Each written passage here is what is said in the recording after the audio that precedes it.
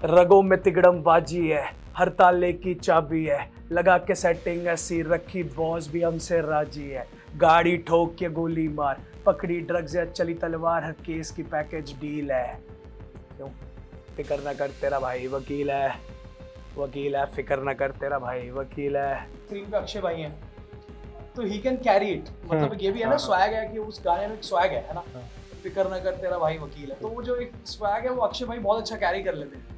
तो मुझे पता था कि अक्षय भाई हैं ये, तो फिर बना वो चीज़ आ जाएगी। बहुत फॉर्चुनेट रहा मैं कि ऐसी फिल्म पे काम करने का मौका मिला। जॉली एंड बिजली जो ऑलरेडी हिट फ्रेंचाइजी है, मतलब पहले 1 भी हिट है, 2 भी बढ़िया थी।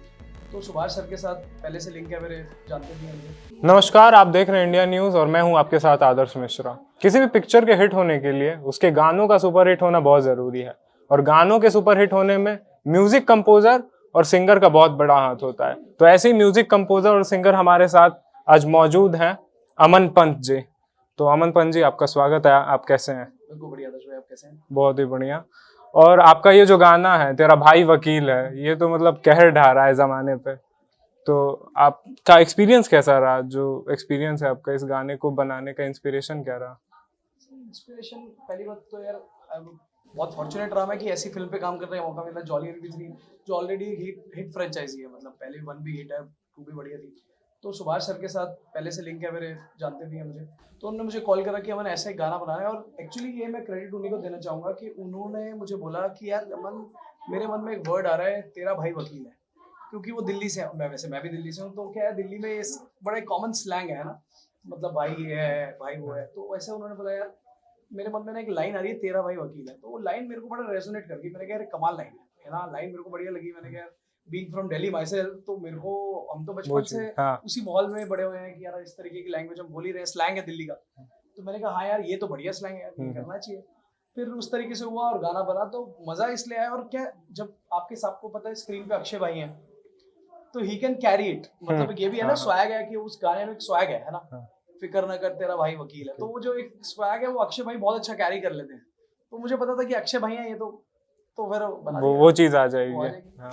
दूसरा मेरा क्वेश्चन ये है आपसे कि एड फिल्म से अक्षय कुमार, एक वो जो एक्सपीरियंस है उसको आप कैसे बयां करना चाहेंगे? इसी जर्नी लंबी रही है। आई थिंक वो सारी जर्नी होती है सारी, आप करते हैं काम। मैं जिस दिल्ली से हूँ, दिल्ली से 2008 में मैंने काम शुरू करा, म्यूजिक बनाना शुरू करा, एड्स के लिए शुरू करा। फिर 2013 में मैं मुंबई मूव हो गया। मुझे लगा Mumbai is the better place to be. करते करते फिर एड्स इतने कर लिए, भगवान की दया से 5000 एड्स से ऊपर का म्यूजिक कर चुका हूँ मैं अभी तक। वो फिर करते करते हो गया, फिर फिल्में शुरू हो गई। जैसे डंकी का भी मैंने बैकग्राउंड स्कोर करा था, और भी सिटडेल करा मैंने, गन्स एंड गुलाब्स करा, और भी काफी सारी फिल्में और शोज करे। फिर अब यहाँ पर आज अक्षय भाई के साथ गाना करने का मौका मिला है। तो मुझे लगता है कि जर्नी जो है वो मजेदार है ना। मेरे को कभी भी ऐसा नहीं लगा कि नहीं यार मुझे ये करना है वो करना है। जो आता रहा जर्नी में वो करते रहे। तो वो मेरे को लगता है इम्पोर्टेंट क्या है ना, आप चलते रहो बस, कहीं ना कहीं तो फिर रास्ते बन जाते हैं अपने आप। ईमानदारी से इंटेंशन लगा के करेक्ट तो हो जाता है काम। और अब सबकी जर्नी होती है, सबके अपने एक्सपीरियंस होते हैं, लेकिन चैलेंजेस भी होते हैं। तो सबसे बड़ा कौन सा चैलेंज आपने फेस किया है इस जर्नी में? मेरे को ना कभी चैलेंज लगा नहीं, मैं आपको ईमानदारी से बताऊं, मतलब एक खाली बोलने वाली बात नहीं है, बट है। क्योंकि क्या है, मुझे ऐसा लगा कि यार हर टाइम पे ना एक नया मजा आ रहा है, कुछ एक नया लर्निंग एक्सपीरियंस है, rather than challenge I would say कि लर्निंग एक्सपीरियंस रहा। जैसे मैं एड से मूव हुआ जब फिल्मों में, पहली फिल्म मुझे आर बाल्की साहब ने दी, चुप, है ना, तो मैंने वो करी। वो एक अलग तरीके का फील था मेरे लिए, उसमें कुछ सीखने को मिला मेरे को, है ना। फिर गन्स एंड गुलाब्स मैंने करा राजन डीके के साथ, उसमें मुझे अलग चीज सीखने को मिली। फिर डंकी मिली शाहरुख भाई और ईरानी सर के साथ। तो मेरे को लगता है सारे, हर एक लेवल पर ना आपको एक नया लर्निंग हो जाता है, कुछ है ना, आप कुछ सीख लेते हैं, कुछ उसमें से निकल जाता है। तो मेरे को ऐसा लगता है कि rather than challenge I would say learning बहुत रही।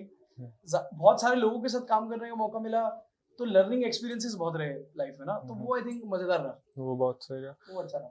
तो और आप जैसे अभी डंकी का जिक्र किया आपने, और शाहरुख खान जो भी अपनी मूवी के लिए करते हैं बहुत प्रिसाइजली, बहुत अच्छे से करते हैं। तो वो जो शाहरुख खान के साथ जो बॉलीवुड के बादशाह कहे जाते हैं, तो उनके साथ काम करके जो एक्सपीरियंस है आपको, वो आप? शाहरुख, आई थिंक ये तो सबका ड्रीम ही रहेगा। मतलब हम बचपन से जब बड़े हो रहे थे, शाहरुख भाई तो फिर है ना, वो तो शाहरुख भाई है। फिर उनके साथ तो काम करने का था ही मजा। उनसे मुलाकात भी हुई, प्रोसेस के बीच में मुलाकात भी हुई, एंड इट वाज वेरी, मतलब ऐसा कभी लगा नहीं कि हम he is the Shahrukh Khan. एक होता है बिकॉज सो डाउन, इतने डाउन टू अर्थ है, सबको पता है, तो कि इतने डाउन टू अर्थ बंदे हैं, वो आपको इतना कंफर्ट दे देते हैं, इतना नॉर्मल बात हो जाती है, तो उनके साथ बहुत मजा आया काम करने में। सेकेंडली हिरानी सर थे, तो उनके साथ भी बहुत मजा आया, तो वो प्रोसेस काफी मजेदार था।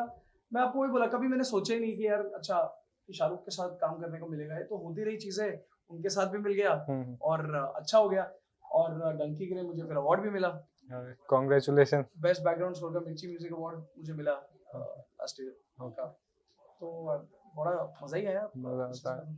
और जैसे हर बच्चे का एक ड्रीम होता है कि मुझे बड़ा होकर कुछ अलग सा करना है, किसी का डॉक्टर, इंजीनियर, क्या आपका था कि मुझे म्यूजिक में ही जाना है? इसी क्या होता है, being from a middle class family ना, आप सपने तो बनाते हैं है ना कि यार हमें करना है, बट आप उसको उतना खुले तौर पे आगे नहीं ला सकते, बिकॉज अब तो फिर भी मुझे लगता है कि काफी चीजें ओपन हो गई हैं म्यूजिक को लेके या एंटरटेनमेंट लाइन को लेके। हमारे टाइम पे उतना नहीं था, तो मैं इंजीनियरिंग कर रहा था, अच्छा। बट ये है कि मेरे फादर का सपोर्ट बहुत रहा, तो उसमें मैंने इंजीनियरिंग छोड़ दी फिर। अच्छा, ये है कि इंजीनियर हर फील्ड्स में है। हाँ, मगर मैंने खत्म नहीं करी, मैं बन नहीं पाया, मैं बोलूंगा नहीं मैं इंजीनियर हूँ, है ना, जो इंजीनियर को गाली देंगे, फिर मैं इंजीनियरिंग करी जरूर, बट खत्म नहीं हो पाई वो किसी, जो भी मेरे को लगा यार नहीं यार म्यूजिक ही करना है, मेरे को लगा कि यार लाइफ में ना प्लान भी रखने का ही नहीं है, अपने पास एक ही प्लान होना चाहिए, वो है प्लान है, वो है म्यूजिक, उसी को सक्सेसफुल कराना, खेलना है, इसी में गिरो, इसी में ही भागो, इसमें जो करना है करो, पर यही करना है, तो इसने फिर इंजीनियरिंग छोड़ दी, फिर इसी में लगे, उसी को पूरा सक्सेसफुल कराने में लगे लगे, और सक्सेस मिल भी रही है, कोशिश जारी है। तो अच्छा, अगर आपको फ्री हैंड दिया जाए पूरा कि आपको ये मूवी में ये गाना कंपोज करना है, इसके सॉन्ग जो भी करना है, तो आपको अगर फ्री हैंड दिया जाए, तो आपको लगता है कि आप कुछ ऐसा इनोवेटिव करके लाएंगे जो एक रेवोल्यूशन ला दे? मुझे लगता है वो तो है ही, आजकल के डेट में ना रेवोल्यूशन जो ला दे, आप ऐसे कभी भी ना बनाते नहीं है कि ये मैं बनाऊंगा इससे रेवोल्यूशन हो जाएगा। एज एन आर्टिस्ट आप ईमानदारी से अपना म्यूजिक क्या एक्सप्रेशन है, आप अपने ईमानदारी से अपने एक्सप्रेशन दे दिए कि यार मेरा एक्सप्रेशन ये है ना, कि भाई this is my expression of music. अब बाकी क्या होता है ना, ये सब भगवान के हाथ में है, अब लोगों के हाथ में किस तरीके वो करें, जो चीजें वायरल हो जाती हैं या रेवोल्यूशन बन जाती हैं, कोई भी सोच के नहीं बनाता आज मैं इसको रेवोल्यूशनरी बनाऊंगा, वैसे नहीं होता, वो मुझे लगता है प्रोसेस में हो जाती है, या फिर वो क्रिएशन की वो डेस्टिनी होती है वहां तक पहुंचने की। तो मुझे लगता है एज एन आर्टिस्ट हम कर रहे हैं काम अपना, अब उस तरीके से, अब जैसे वकील जब बना था, मेरे को नहीं पता था कि यार इस लेवल पे गाना जाएगा या किस लेवल पे जाएगा ना, बट जब गाना हुआ बहुत अच्छा लगा, वकीलों ने रील बनाना शुरू कर दी, इंस्टाग्राम पे हिट हो गया गाना, अभी तो बिग बॉस पे एवरीवेयर वेरेवर अक्षय भाई and this thing the song is there, it's been played, मेरे को बहुत सारे इंस्टाग्राम पे रोज ही टैग्स आते हैं कि वकील कहते हैं भाई इट्स अ लॉयर्स एंथम, इस तरीके का वाइब है। तो मुझे लगता है अच्छा ही है, तो हम गाना बनाते हैं भाई, गाना बनाना है बढ़िया जो हमारे दिल में आ रहा है, बाकी तो क्या है, बाकी सब तो डेस्टिनी है फिर गाने की ना। ये तो है। और एक चीज और मैं पूछूंगा कि आप दिल्ली से हैं और दिल्ली अपने खानों के लिए बहुत मशहूर है, आप फिर मुंबई में शिफ्ट होते हैं, तो थोड़ा सा आपको लगता है कि खाने में चेंज, एक वेदर में चेंज, वो चेंज आप अगर एक दिल्ली वाले आदमी के हिसाब से बोलें, आप दिल्ली से हैं और आप मुंबई में गए, तो आपके वो चेंजेस क्या महसूस हुए हर चीज को लेकर? आपको मुझे देख के लग रहा है कि खाने में कोई चेंज हुआ होगा है ना, ऐसा नहीं है कुछ, खाने का चेंज है, दिल्ली का खाना तो फिर दिल्ली का ही खाना है। देख मैं आज भी इतने साल मेरे को हो गए, 14-15 साल हो गए मुंबई में, बट ये मैं आज बोलता हूँ कि खाना दिल्ली का ही बढ़िया है ना। मैं दिल्ली आता ही इसलिए हूँ कि भाई यहाँ पर कुछ खाएंगे, है ना, चाट पकौड़ी खाएंगे, समोसे खाएंगे और उस तरीके की चीजें अनहेल्दी जिसको आजकल बोलते हैं ना हेल्दी एंड अनहेल्दी। हमारे टाइम पे तो उतना नहीं था जब when I was growing up as a kid, तो आजकल तो बहुत ज्यादा है oily and all this, but या तो I am a big foodie, जो आपको दिख भी रहा है, मैं बहुत फूडी हूँ और हर तरीके का खाना खाता हूँ और वेजिटेरियन हूँ, है ना। तो ऐसा आपको नहीं लगा कि वड़ा पाव कहीं ज्यादा भारी पड़ रहा है आपके छोले कुलचे पे? नहीं, छोले कुलचे का तो मजा है सही, वड़ा पाव बहुत अच्छा है, वड़ा पाव मैं बिल्कुल नहीं, मैंने बहुत टाइम वड़ा पाव भी खाया है ना, ऐसा नहीं है, मगर देखिए छोले कुलचे और छोले भटूरे का जो मजा है और दिल्ली में ही जो मजा है, वो मजा तो फिर किधर भी नहीं है। ये चीज है, ये तो है ना, ये बात तो मुझे भी लगती है ऐसे, है ना। हाँ, तो दिल्ली का खाना बेस्ट है, वो मुझे लगता है कुछ पानी का भी असर है, कुछ पानी का भी है, क्योंकि सेम रेसिपी आप मुंबई में बनाए वो नहीं बनती जी, तो दिल्ली तो मैं आता ही खाने के लिए। सही है। और एक चीज और है कि आपका जो गाना है तेरा भाई वकील है, थोड़ा सा मैं पूछता हूँ, इस पे एक केस भी हुआ है, तो उसको मैंने अक्षय कुमार जी से भी सवाल पूछा था इसको लेके, अभी जो हुआ था तो प्रेस कॉन्फ्रेंस में, तो आपका इस पे क्या कहना है कि See, मुझे ऐसा लगता है ना, पहली बात तो ये जो केस हुआ है ना, ये ठीक है। आई थिंक सबका एक अपना एक्सप्रेशन है, जिसको भी लगा होगा कुछ, किसी के दिल को ठेस पहुंची गाने को सुन के, ट्रेलर को देख के। बट मुझे ऐसा लगता है जब एक केस हुआ, मैंने सुना भी इसके बारे में, मुझे पर्सनली ऐसा लगा कि इसमें कुछ गड़बड़ है नहीं है। आप इसके लिरिक्स सुनेंगे, एक्चुअली ये तो वकीलों के लिए पॉजिटिव बात हो रही है। मतलब it's technically we are talking about lawyers, जो उनका काम है, जो उनका प्रोफेशन है। एंड उल्टा ये तो ऐसा गाना है जो पोर्टफोलियो में लगाने वाला है फॉर एनी लॉयर्स एंड वकील, बिकॉज इसमें वकीलों की ही बात कर रहे हैं positively. There is nothing to demean या नेगेटिव, कोई भी बात ही नहीं हो रही है। अक्षय भाई मजे, वो भी मजे वाली फिल्म है विद अ मैसेज। सी, अगर आप देखेंगे जॉली एलएलबी आज तक जितनी भी 2 फिल्में बनी हैं, वो फिल्म एक फन अंदाज में बात करती है, बट बात हमेशा एक सीरियस मुद्दे की, कॉमेडी और सीरियसनेस का एक अच्छा मुद्दा कंपोजर। उसका हमेशा एक सीरियस रहता है। तो मुझे लगता है इसमें भी वाइब यही होएगी। आई एम श्योर कि भाई हम बात जरूर एक फन तरीके से कर रहे हैं, मजाक तरीके से कर रहे हैं, बट बात तो कोई सीरियस बात है ना। तो मुझे नहीं लगता ऐसा कोई इसमें डिमीन करने वाली चीज हुई है। तो इसलिए we all were I think quite cool about this कि यार कुछ नहीं होने वाला, बिकॉज़ वी नो कि कुछ गड़बड़ है नहीं। अक्षय कुमार जी ने भी कहा है कि अभी कोर्ट का फैसला आएगा, तो कोर्ट का तो आई थिंक आ चुका है फैसला। अच्छा, आ चुका है। मुझे नहीं पता, अभी आया नहीं है कोर्ट का फैसला, तो उस पे अच्छा ही होएगा। मेरे को लगता है खराब तो नहीं होगा, सही होगा। Let's hope for the this thing best only, positive ही होगा। देखिए क्या होता है, आप जब अच्छे इंटेंट से काम कर रहे हैं, मुझे लगता है इंटेंशन मैटर करती है यहाँ पे ना, कि अगर आपका इंटेंशन क्लियर है, एंड आई थिंक सबका इंटेंशन क्लियर है फिल्म बनाने के लिए। इंटेंशन यही होता है कि लोगों को मनोरंजन पहुंचाना, फन करना, और किसी को डिमीन ना करते हैं। और मुझे लगता है इसमें किसी को भी डिमीन करा है, तो कोर्ट का फैसला जो भी होगा, आई थिंक वो तो जो जज साहब है, जो लोग हैं, वो बताएंगे। मगर मुझे लगता है पॉजिटिव होगा, हम उसे दिल से ही मानेंगे। बिल्कुल, जो भी है पॉजिटिव नेगेटिव जो भी है, वो तो जो फैसला है वो तो फैसला ही है। और एक क्वेश्चन और है मेरा कि आजकल के जो नए जनरेशन के गाने हैं, अभी कई लोग उसका समर्थन करते हैं, कई लोगों को वो वल्गर लगता है। तो आपको क्या लगता है कि इनोवेशन और वल्गैरिटी के बीच में एक लाइन होनी चाहिए या नहीं, या पर्सपेक्टिव पे मैटर करता है? इसी पर्सपेक्टिव तो है ही है, बट मुझे लगता है अगर आप कोई चीज family audience, see it also depends कि आप कौन से ऑडियंस के लिए बना रहे हैं। सी, अगर आप देखेंगे एक तबका है जो एक तरीके से बात करता है, तो आप उनको उन्हीं की लैंग्वेज में बताएंगे चीजें। तो ये इंपॉर्टेंट ये बात है कि आप किसके लिए गाना बना रहे हैं। अभी हमारे गाने में तो कोई वल्गर है नहीं, हमारा तो फैमिली गाना है, सबके लिए है। मतलब बुड्ढा भी सुन सकता है ना, आंटी भी सुन सकती है, चाचा जी भी सुन सकते हैं, फूफा जी भी सुन सकते हैं। Family movie, it's a family movie, the song is also family. But मुझे लगता है अलग अलग तरीके के गाने आते हैं, वो अलग अलग तरीके के लोगों को टारगेट करते हैं ना। तो इसमें सही गलत मैं नहीं बोलूंगा, ये अलग अलग तरीके के लोग हैं जिसको नहीं सुनना। मुझे लगता है आज हमारे पास मीडिया इतना स्ट्रांग है, टेक्नोलॉजी हमारे हाथ में, इंस्टाग्राम हमारे हाथ में है, फेसबुक हमारे हाथ में है, बाकी सारे मीडियम, ट्विटर है, तो इतना इंफॉर्मेशन है हमारे पास, इतना एंटरटेनमेंट मीडिया है। अभी आई थिंक हमें जज करना है कि हमें क्या देखना है, you know, it's on us कि what we want to listen to it और what we want to see. तो वो मुझे को लगता है हमारे हाथ में है। तो कंटेंट तो हर तरीके का बन रहा है, आपको क्या सुनना है, जो आपको पसंद है आप उसमें से चूज कर सकते हैं। मुझे ये लगता है बेसिकली आपका ये कहना है कि हमारे पर्सपेक्टिव पे पर्सपेक्टिव का ही है गेम सारा। वो चीज रहेगी। अच्छा, बॉलीवुड और हॉलीवुड हमेशा इनका कंपैरिजन होता है, और टॉलीवुड का भी अब कंपैरिजन होने लगा है, क्योंकि उनकी फिल्में कमाल कर रही हैं कुछ सालों से। तो आपको क्या लगता है कि म्यूजिक इंडस्ट्री जो कहीं ना कहीं बॉलीवुड के साथ कोलैबोरेट करके एक अच्छी चीज बनाती है, तो वो हम हॉलीवुड को टक्कर दे पाएंगे? सी, मुझे लगता है आज की डेट में बॉलीवुड फिल्में ऑलरेडी बहुत आगे हो चुकी हैं, एंड ग्लोबल ऑडियंसेस है हमारी फिल्मों का। मैं अभी किधर जा रहा था, कहीं तो मैं इंडिया से बाहर ही ट्रैवल कर रहा था, I don't remember, I was in states या किधर था मैं। तो वहाँ पे किसी से मैं मिला, वो कह रहे यार हम लोग तो बॉलीवुड फिल्मों के फैन हैं, यू नो। अगर आपको पता होगा चाइना में भी बॉलीवुड फिल्में इतनी चलती हैं। तो धीरे धीरे बॉलीवुड सिनेमा जो है वो ग्लोबल हो रहा है ना। सी, बिकॉज सिनेमा क्या है, अगर आप देखेंगे सिनेमा एक एंटरटेनमेंट का फॉर्म है ना, उसका कोई बाउंडेशन नहीं है कि भाई ये वो तो कहानी है ना, वो इधर की भी हो सकती है। तो ऑलरेडी बॉलीवुड ग्लोबल हो चुका है हमारा, है ना। अब वो टक्कर कब देगा या वो तो मुझे नहीं पता, मगर I think it's already global, वहां तक पहुंच चुका है। लेकिन मेरा क्वेश्चन ये था कि म्यूजिक जो है, म्यूजिक दे पाएगा टक्कर उनके म्यूजिक, उनके बीजीएम को? म्यूजिक तो देगा ही, म्यूजिक देगा।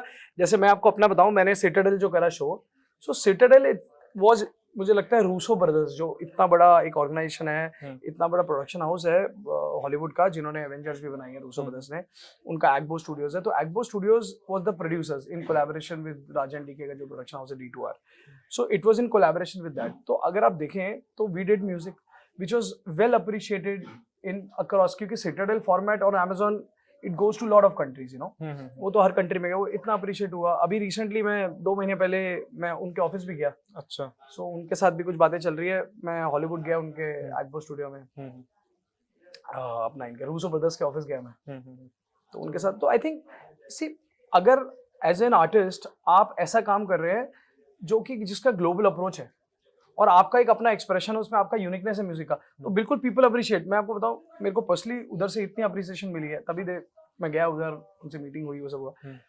काम होगा नहीं होगा वो तो पता नहीं, बट मेरे लिए तो वही बहुत बड़ी बात थी कि यार यू नो, एक वेस्ट दिल्ली का लड़का, विकासपुरी से हूँ मैं, दिल्ली से, एक वेस्ट दिल्ली का लड़का हॉलीवुड में जाके बैठा हुआ है उनके ऑफिस में, तो मेरे लिए तो वही बड़ी बात थी कि यार हाँ यार, वहाँ तक आज भगवान के आशीर्वाद से और ब्लेसिंग से बड़ों की अपने, हम वहाँ तक पहुँच गए हैं। तो आई थिंक वो बड़ी बात है। तो धीरे धीरे हो रहा है, यू नो, रहमान साहब तो खैर ऑलरेडी इतने बड़े लेवल पर अचीव कर ही चुके हैं चीजें, तो आई थिंक बिल्कुल होगा।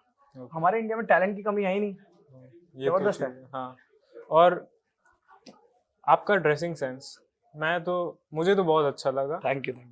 आपको क्या लगता है, आपके म्यूजिक के टेस्ट से आपका ड्रेसिंग सेंस मैच करता है कहीं ना कहीं? सी, अभी कोइंसिडेंटली ना, ये गाना थोड़ा सा हिप हॉप है, मुझे बहुत पसंद है, बट वैसे मैं इंडियन क्लासिकल बैकग्राउंड से हूँ, मैंने क्लासिकल भी सीखा है, जो मेरे लुक से बिल्कुल भी मैच नहीं करता है ना। और बट यही वाली बात है कि मुझे इस तरीके का लुक पसंद है। I like to carry these kind of clothes which are, you know, थोड़ा मेरे को अच्छा लगता है, थोड़ा हिप हॉप स्टाइल पसंद है, बट म्यूजिक मेरा ऐसा नहीं है। अगर आप देखेंगे डंकी का जो मैंने स्कोर करा है, वो बिल्कुल अलग है, बिल्कुल अलग है ना। इनफैक्ट उसमें जो गाना है कि पुछ देव हाल फकीरा था, वो इंटरम्यूजन पे आता है, जहाँ पर विक्की कौशल अपने आप को आग लगा लेते हैं, वहां पर वो गाना आता है, वो भी मेरा ही गाना है। तो वो गाना तो बिल्कुल एक फोक, पंजाबी फोक अंदाज में गाना है ना। तो मुझे लगता है ड्रेसिंग सेंस तो आपकी पसंद है जैसे आपको लग रही है, बट हम लोग ना एक्चुअली अक्सर ये मैंने भी सोचा था यार, हम लोग अक्सर जज कर लेते हैं, बड़ा ये बात होती है कि अगर आज मैं हिप हॉप कर रहा हूँ, लोग यार रैपर टाइप लग रहा है ना, चाहे मैं हारमोनियम पे गजल गा रहा हूँ मतलब it is a normal thing कि ऐसा लगता है ना। बट म्यूजिक में मुझे सब पसंद है पर्सनली, मतलब हिप हॉप तो पसंद है ही, उसके अलावा अलग तरीके, जैसे सिटाडेल में एक अलग तरीके का म्यूजिक करा। इनफैक्ट सिटाडेल के अंदर एक गजल भी मैंने कंपोज करी थी। अच्छा, हाँ, जरूरी तो नहीं उस गजल का नाम है, बड़ी खूबसूरत गजल है, आप सुनेगा तो वो सिटाडेल में वो भी करी। तो आई थिंक इतने साल से म्यूजिक करते हुए अलग अलग अंदाज का म्यूजिक मैं कर रहा हूँ। अब इसमें तो कंपोजर सिंगर दोनों मैं ही हूँ, भाई वकील में तो, but usually I portray myself more as a composer. अब क्या, इतने साल गाते हुए तो ये है कि गाना भी हो जाता है, बट ये है कि I portray myself as a more as a composer, you know. But इसमें अक्षय भाई पे अच्छी चली गई आवाज। हाँ, वो तो मैच हो रहा है, वो काफी मैच हो गया है ना। हाँ। अच्छा, आप जब किसी गाने का स्कोर बनाते हो या जो आप म्यूजिक क्रिएट करते हो, जो भी कंपोज करते हैं, तो आप सोच क्या रहती है उस टाइम की, लिरिक्स पे जाना है या ट्यून पे जाना है? सी, आई थिंक हर फिल्म की एक अलग कहानी है, तो सबसे इम्पोर्टेंट क्या है एज अ कंपोजर कि कहानी क्या है। जैसे आज मैंने ये गाना तेरा भाई वकील है जॉली एलबी के लिए बनाया, अब हो सकता है अगर मैं दूसरी किसी फिल्म पे काम कर रहा हूँ, जैसे मैं अभी राजकुमार राव की एक फिल्म खत्म करी है, टोस्टर, नेटफ्लिक्स की, अब उसमें अलग तरीके के गाने बनाए हैं ना, या सिटाडेल में अलग तरीके के गाने बनाए थे, तो वो कहानी ही इंपॉर्टेंट है कि यार आप किसकी कहानी बोल रहे हैं, है ना। अब आप और किस तरीके के अंदाज में आपकी स्टोरी चल रही है, आई थिंक उसी के हिसाब से आपका फिर दिमाग चलता है ना, कि कौन आपके कैरेक्टर्स है, वो क्या ये गाना उन पे जाएगा। जैसे मैंने आपको बोला अक्षय भाई का स्वैग है, तो मुझे पता था कि यार ये तो अक्षय भाई का स्वैग है, इस पे मैं इस तरीके का गाना बना सकता हूँ, it will look good on him, है ना। हो सकता है अगर शाहरुख भाई होते तो मैं थोड़े अलग अंदाज में गाना बनाता, जैसे पुराने जमाने में, मतलब वो पर्सनैलिटी वो बहुत जरूरी है कि आप किस एक्टर के लिए, किस स्टार के लिए गाना बना रहे हैं ना, तो आपका गाना उनको रेजोनेट भी करना चाहिए ना, उनके कैरेक्टर को। अच्छा, अब आप हॉलीवुड तक पहुंच गए हैं अपने, अभी तो ऑफिस तक पहुंचा हूं अरे अभी जाएंगे ईश्वर के आशीर्वाद से, वहां बिल्कुल होगा। तो फैमिली में आस पड़ोस लोगों को लगता होगा कि अरे हमारे यहाँ से कोई निकला है, और अब आप वापस जब उस गली में जाते होंगे, विकासपुरी जाते होंगे, तो अरे बच्चे होंगे वो, अरे भैया से मिलना है, ये वो, तो वो कैसा एक्सपीरियंस है जब घर लौटता है आदमी दुनिया जीत के? इसी मजा तो वही है। इसी देखिए क्या है, सबसे पहली बात, बाहर तो ठीक है जो भी है, लोग आपको पसंद कर रहे हैं वो सब है, बट इम्पोर्टेंट है जो आपके अपने लोग हैं, है ना। वो अच्छा, सबसे इंपॉर्टेंट बात क्या है ना, वो आपके साथ वैसे ही रहते हैं चाहे आपके बचपन के दोस्त हों। सबसे अच्छी बात है, अब जैसे जो लोग बाहर मेरे को मिलते हैं तो उनके लिए तो आज मैं अमन पंत हो गया, मैं कंपोजर सिंगर है ना, ये सब हो गया। मगर जो लोग आपके बचपन से जुड़े हुए हैं, आपके साथ हैं, आपके मोहल्ले के लोग हो गए, पड़ोसी हो गए, उनकी जो आंखों में एक वो होता है कि हाँ यार अपने बच्चे ने, अपना बच्चा कहीं तक पहुंचा है, तो वो देख के मुझे लगता है दैट प्राउड फीलिंग जो होती है लोगों के अंदर ना, वो देख के बहुत अच्छा लगता है मुझे कि हाँ यार लोग अच्छा सोच रहे हैं, they are feeling proud because of you, कि यार आप कहीं पर पहुंचे एक लेवल पे, आपने कुछ करा है, तो वो अच्छा लगता है देख के। और कहीं ना कहीं मम्मी पापा के अंदर एक तसल्ली, एक बिल्कुल अच्छा उनको लगता है। बहुत बहुत, वो तो देखिए बट ऑब्वियस है, मम्मी पापा का तो बट ऑब्वियस ही है, मगर ये है कि जो बाकी लोग भी हैं उनको भी बहुत अच्छा लगता है। सही है। अच्छा, आपके साथ इस गाने में केडी जी भी हाँ, काम किए बिल्कुल, हैं, बिल्कुल। तो उनके साथ वो जो तुकबंदी थी वो कैसी रही? एक्चुअली क्या हुआ, केडी काफी साल से मैं उसको जानता हूँ, दोस्त है मेरा, और हरियाणा का सुपरस्टार है ना। और दिल्ली और हरियाणा की देर मतलब, और ये फिल्म अगर आप देखेंगे जो अपने किरदार भी हैं वो इधर के हैं, हाँ, नॉर्थ इंडिया के हैं, लखनऊ के हैं, मतलब नॉर्थ इंडिया के किरदार है अपने। तो मुझे ऐसा लगा कि यार केडी से बेटर कुछ नहीं हो सकता, क्योंकि हमें 2 आवाजें चाहिए थी इसमें, अरशद भाई के लिए एक आवाज चाहिए थी, तो मुझे लगा यार वो केडी से बेटर कोई हो नहीं सकता, बिकॉज एज अ पर्सन तो मैं उसे जानता ही हूँ, अच्छा दोस्त है मेरा, वो सब है, मगर as an artist also he is a great artist. और जो उसकी जिस तरीके की आवाज थी, आई थिंक उसकी और मेरी आवाज काफी अलग है, यू नो, तो वी वांटेड दैट कि अच्छा कंट्रास्ट भी होना चाहिए दोनों आवाजों में ना, तो वो हुआ है, और वो चीज आई है, वो आई है, बिल्कुल सामने आई है। वो कहीं ना कहीं अक्षय कुमार के पर्सनालिटी के साथ जा भी रही है। हाँ, अक्षय और अरशद वारसी अक्षय के साथ मेरी आवाज आई, अरशद, तो वो एक अच्छा कंट्रास्ट बन गया। अच्छा, अब आपकी लाइफ में म्यूजिक पूरी तरीके से इन्वॉल्व है, आपके लिए म्यूजिक अब तो शायद सब कुछ होगा कहीं ना कहीं, या एक क्योंकि आपका वो अगर देखें तो पैसे कमाने का भी जरिया है और आपके फीलिंग से भी अटैच होगा। तो आपके जिंदगी में अगर आपको म्यूजिक को डिस्क्राइब करना हो, या कितनी अहमियत है उस म्यूजिक की, क्योंकि कहते हैं कि गला या आवाज उसको मिलती है जिसपे ईश्वर की बड़ी कृपा होती है, माँ सरस्वती की कृपा होती है, तो आपको क्या लगता है? मुझे ऐसा लगता है कि म्यूजिक ना वैसे भी गॉड गिफ्ट है, मतलब म्यूजिक ऐसी चीज, मतलब सीख सकते हैं आप, वो सब हो सकता है, बट भगवान का अगर आशीर्वाद या माँ सरस्वती का आशीर्वाद जैसे आपने बोला ना हो ना, तो आप ये कर नहीं सकते। ये आर्टिस्ट आप हैं, आप बना रहे हैं, कुछ क्रिएट कर रहे हैं, सो ये सब I think it's a blessing, and I always feel कि मेरे साथ ये हुआ है ना, जिसको उर्दू में आमद भी बोलते हैं, तो वो मेरे को लगता है मेरे साथ हुई है, वो चीजें हुई हैं।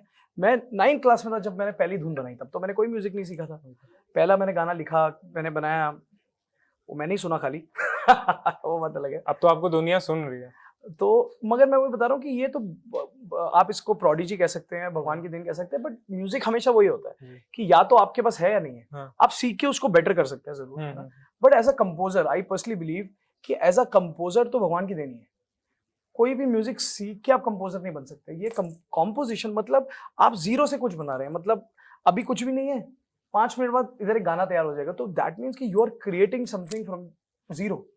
तो एज एन आर्टिस्ट आप कुछ भी अगर जीरो से बना रहे हैं तो दैट मीन्स वो भगवान की देन हो सकती है ना, तो वो है, मुझे लगता है वो हमेशा मेरे साथ वही रही, it's a God gift I personally believe music for me.